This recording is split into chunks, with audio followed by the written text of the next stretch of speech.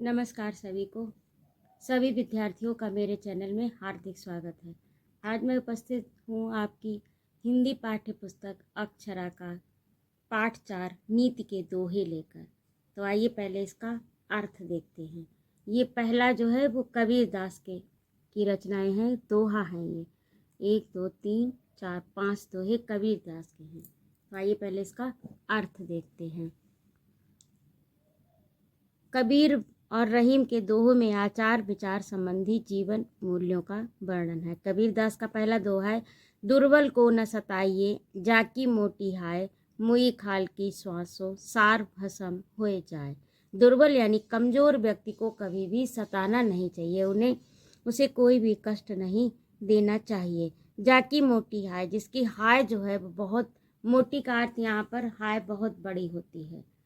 जब वो दुखी होता है तो उसकी अंतरात्मा से जो निकलता है उसी को हाय कहते हैं। हाय का अर्थ यहाँ पर यही है कि किसी को यदि दुख कमज़ोर व्यक्ति है और वो आपका कुछ कर नहीं सकता, आप शक्तिशाली हैं और सामने वाला कमज़ोर है और आप उसको सता रहे हैं तो वो आपका कुछ कर नहीं सकता, और जो चुपचाप सहन करता है उसकी आत्मा को जो कष्ट होता है, फिर कष्ट होने से ही जो भी मुँह से निकलता है या नहीं भी निकलता है वो अपने मन में ही सोचता है या ना भी सोचे, तो जो आत्मा को कष्ट पहुंचता है वही हाय होती है।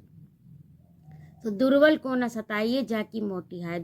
कमज़ोर व्यक्ति को कभी भी, शक्तिहीन व्यक्ति को कभी भी सताना नहीं चाहिए। मुई खाल की, जिस प्रकार मुई खाल, मुई माने मरी हुई खाल से श्वास सो, मुई खाल की श्वास से सार भस्म हो जाए। लोहा भी गल जाता है, धौकनी होती है उसमें एक प्रकार का मुई खाल वो लगा होता है जिससे कि उसे लोहे को हवा मिलती है और उससे लोहा भस्म हो जाता है। तो सार भस्म हो जाए, उससे सार, जब मरी हुई खाल से ये हाल है तो जो जिंदा व्यक्ति दुखी होगा तो उसका क्या हाल होगा। मधुर वचन है औषधि, कटुक वचन है तीर। मधुर यानी मीठे वचन जो है वो औषधि का कार्य करते हैं, दवाई का कार्य करते हैं। कटुक कड़वे वचन जो है वो तीर के समान कार्य करते हैं। किसी को मधुर वचन आप बोलेंगे तो वो प्रसन्न होता है और उसका मन प्रसन्न होता है तो उसके चेहरे पर प्रसन्नता आती है, वो प्रसन्न दिखाई देता है। और कटुक वचन है तीर, और जब आप कड़वा बोलते हैं तो सामने वाले को बुरा लगता है। तो ये जो तीर है ये उसको बहुत दुख देता है। जो भी आप कड़वा बोलेंगे तो सामने वाले को तीर के समान लगेगा। जैसे तीर लगने से शरीर में कष्ट होता है, इसी प्रकार वाणी अगर आप कटुक किसी सामने वाले के लिए बोलते हैं तो वो तीर का ही कार्य करती है। मधुर श्रवण द्वार होए संचर है। श्रवण का अर्थ होता है कान, कान के द्वार से जाकर जब आप कुछ कहते हैं तो कान से ही तो वो सुनता है, तो कान के द्वार से संचर है यानी अंदर पहुंचती है, कान के द्वार से अंदर पहुंचती है हृदय तक और साले सकल शरीर और पूरे शरीर को घायल कर देती है। बुरा जो देखन में चला, बुरा न मिलिया कोई। कबीरदास जी कहते हैं कि मैं जब बुरा देखने संसार में चला तो मुझे कोई भी बुरा मुझे नहीं मिला, सबसे बुरा मैं ही, मुझे संसार में सब भले लोग मिले।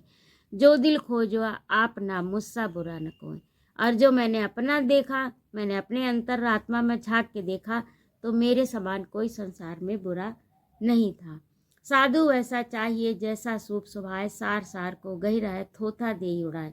सूप का क्या कार्य होता है, सूप में आप कोई चीज़ डालते हैं तो जो उसका कूड़ा करकट होता है वो आगे आ जाता है यानी ज़मीन पर गिर जाता है, और जो पीछे का सार भाग होता है वो सूप में रह जाता है।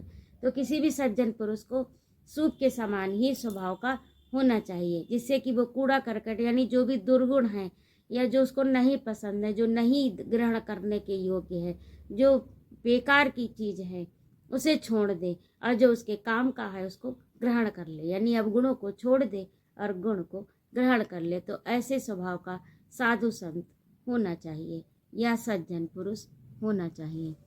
धीरे धीरे रे मना धीरे से सब कुछ हो, धीरे धीरे रे मना धीरे सब कुछ हो, माली सींचे 100 घड़ा ऋतु आए फल हो।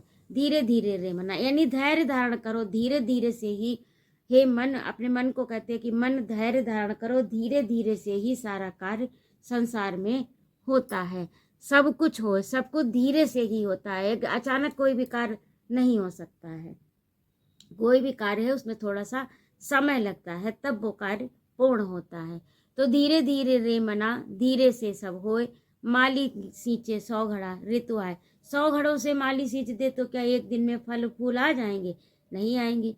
किसी भी पेड़ को माली डेली 1 घड़े से सींचता है, और एक दिन में 100 घड़े से सींच दे। सोचे 3 महीने में फल आने वाले थे, तो आज 3 महीने का पानी एक साथ ही हम डाल दें तो आज ही फल फूल हमको प्राप्त हो जाए, या पौधा जो है हमारा पल्लवित हो जाए, बड़ा हो जाए। हो जाएगा?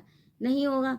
वो तो जब ही होगा जब समय होगा। यानी उसको अगर उसकी अवधि 3 महीने की है ग्रोथ करने की, तो वो 3 महीने में ही ग्रोथ कर जाए। अब आम का सीजन गर्मियों का है, अब आप सोचो कि सर्दियों में आम लगने लगे या सर्दियों में उसमें बौर आ जाए, मंजरी आ जाए, तो आ जाएगी? नहीं आएगी। जो जिसका समय है वो अपने समय पर ही पल्लवित होगा, फलित होगा, फूलित होगा। तो जिसका जो समय पर कार्य है वही होगा। माली सींचे 100 घड़ा ऋतु आए, क्योंकि फल जो है जब ऋतु आएगी तभी होंगे, चाहे आप 100 घड़े से सींचे और चाहे आप जितनी उसकी ज़रूरत है, उचित है, उतना सींचे। और अगला देखिए, बेरहीम नरधन्य है पर उपकारी अंग। रहीम दास कहते हैं कि अब ये कबीर के दोहे थे, अभी ये और ये जो है रहीम दास के हैं।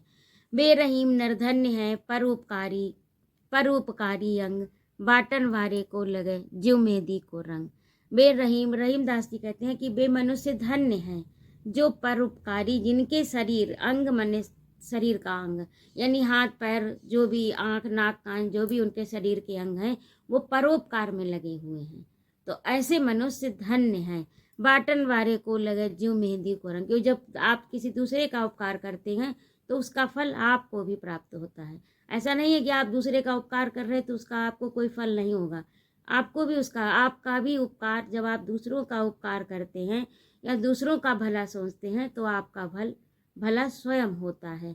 जिस प्रकार मेहंदी बांटने वाले को, जैसे मेहंदी आप हाथ में पकड़े और दूसरे हाथ में दे तो क्या होगा? आपके भी हाथ लाल हो जाएंगे। जिस प्रकार मेहंदी बांटने वाले के भी हाथ जो हैं वो लाल हो जाते हैं, तो उसी प्रकार से परोपकार करने वाले को भी उसका लाभ प्राप्त होता है। रहीमन पानी राखिए बिन पानी सब सून, पानी गए न उभरे मोती मानस चून। रहीम दास जी कहते हैं कि पानी को संभाल कर रखना चाहिए। बिन पानी सब सून, बिना पानी के संसार में सब सूना है, यानी संसार में बिना पानी के कुछ भी नहीं है। वो किस प्रकार से? पानी गए न उभरे, पानी जाने से फिर मनुष्य का उद्धार नहीं हो सकता। मोती की चमक चली जाए तो मोती की कीमत गिर जाती है, फिर वो मोती अच्छा नहीं लगेगा आपको।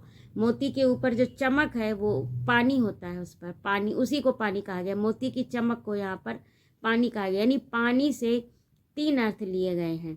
जैसे आप आगे देखिए, मानुष यानी यहाँ पर मनुष्यता। यदि मनुष्य के अंदर मनुष्यता चली गई, प्रतिष्ठा चली गई, लाज शर्म का पानी जो होता है वो चला गया, तो फिर मनुष्य बेकार हो गया, फिर उसमें कुछ बचा ही नहीं। और मोती की अगर चमक चली गई तो वो मोती बेकार हो गया, वो मोती कीमती नहीं रहा। और चूना में अगर यदि आप चूना में पानी डाले रहिए, चूना हमेशा ताज़ा रहेगा, और यदि चूने का पानी सूख गया तो चूना मर जाएगा, फिर उसमें कुछ भी नहीं बचेगा, वो चूना बेकार हो जाएगा। तो इस प्रकार से ये तीनों चीज़ें जो हैं, मोती मानस चून। तो रहीमदास जी कहते हैं कि पानी राखिए, यानी आप चमक प्रतिष्ठा इन सबको बरकरार रखिए, क्योंकि इनके बिना फिर चीज़ें बेकार हो जाती हैं। मनुष्य भी बेकार हो जाता, मोती भी बेकार हो जाता, और चूना भी बेकार हो जाता। अगला है, रहीमन निज मन की व्यथा मन ही राखो गोय। रहीमन निज मने अपना मन, व्यथा मने कष्ट या दुख, जो भी आप समझे, दुख पीड़ा कष्ट जो भी आपको परेशानी है जीवन में, उस व्यथा को अपने अंदर ही रखिए, अपने मन में गोय माने छिपा कर रखिए। आपका जो भी कष्ट आपके जीवन में, जो भी परेशानियां चल रही हैं, उन्हें आपको छिपा कर रखना है। उन्हें आप छिपा कर रखेंगे, सुनी हट लेंगे लोग, सब लोग सुन लेंगे और फिर बाद में आपका उपहास उड़ाएंगे।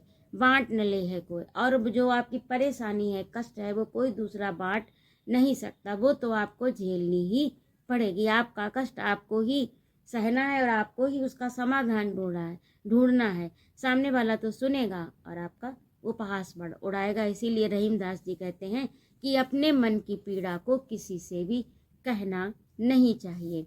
जो बड़ेन को लघु कहे नहीं रहीम घट जाए, गिरधर मुरलीधर कहे कछु दुख मानत नाय। जो बड़े लोगों को छोटा कहे, जो बड़े को लघु कहे, नहीं रहीम घट जाए, उसका कुछ भी घट नहीं जाता। बड़े लोगों को छोटा कहो तो उनका कुछ भी घट नहीं जाएगा, वो बड़े हैं तो बड़े ही रहेंगे।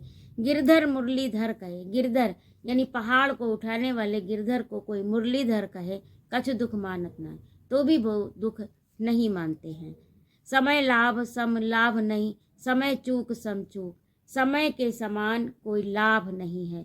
समय लाभ सम लाभ नहीं, समय के समान कोई भी लाभ, सम का अर्थ होता है समान, नहीं माने नहीं, समय के समान कोई लाभ नहीं है। समय चूक सम चूक, और समय को चूकने से होने वाली गलती के समान, यहाँ पर एक चूक जो है वो गलती, चूक का अर्थ गलती है। यहाँ पर समय चूक, यदि आप समय चूक गए, आपका मतलब यहाँ पर समय चूक का अर्थ है समय का निकल जाना, समय से चूक गए, आपने काम नहीं कर पाया, आपका जो भी कार्य था समय निकल गया, अब तो हो नहीं सकता, तो समय वापस दोबारा नहीं आता। तो समय जैसी चूक, समय जैसी गलती यानी समय का खोना, सम चूक, इसके समान को, समय को खोने के समान गलती। चतुरन चित रही मन लगी, समय चूक की हो। चतुरन हित रही मन लगी, जो चतुर व्यक्ति होते हैं उनके मन में सदैव समय चूक की हुक लगी रहती है। उनके अंदर ये उत्कंठा होती है कि हमारा समय खो न जाए और उस समय का हम सही से सदुपयोग कर लें। तो ये आपके दोहे थे, इनका अर्थ था।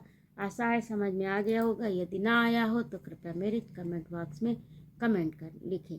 आपकी प्रतिक्रिया की मुझे प्रतीक्षा रहेगी। और यदि आपको मेरा सुना पाठ पढ़ाना अच्छा लगा हो या मेरा पढ़ाना आपको अच्छा लगता हो तो कृपया मेरे चैनल को सब्सक्राइब करिएगा।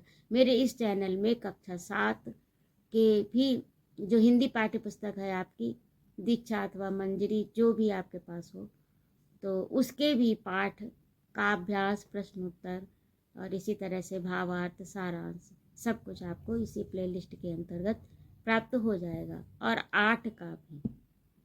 तो इस तरह से यदि आपको मेरा पढ़ाना अच्छा लगा हो तो मेरे चैनल को सब्सक्राइब करिए, लाइक करिए, कमेंट करिए और अपने मित्रों के साथ शेयर करिए।